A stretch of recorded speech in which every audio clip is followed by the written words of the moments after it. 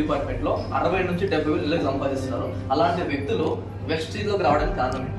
Sir 11 సంవత్సరాల నుంచి నేను డిఆర్ఓగా పనిచేస్తున్నాను. నా జీతం వచ్చేసి 42,000 సార్. కానీ ఈరోజు జస్ట్ 9 monthsలోనే ఇక్కడ 70,755 రూపాయలు తీసుకోవడం జరిగింది. ఇక్కడ మనకి ప్యాసివ్ ఇన్కమ్ అనేది చాలా చాలా ఇంపార్టెంట్ సార్.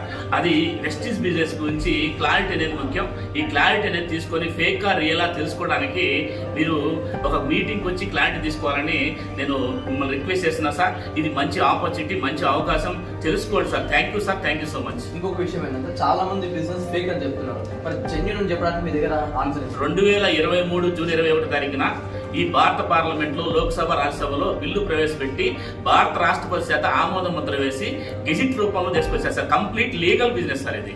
Thank you. చూసారు కదా, యాజ్ ఎ గవర్నమెంట్ ఎంప్లాయీగా సార్ వచ్చి 70,000 శాలరీ చేసుకుంటూ బిజినెస్ చేస్తున్నాడు. చాలా మంది 10,000, 20,000 సంపాదించిన వాళ్ళు కూడా చాలా మంది నెగిటివ్ గా ఫేక్ అని చెప్తున్నారు. ఒక్కసారి ఆలోచించండి. అండ్ పృథ్వీ సార్ ఇక్కడ ఉన్నాడు, సార్ మాట కూడా ఒకసారి విన్నాం.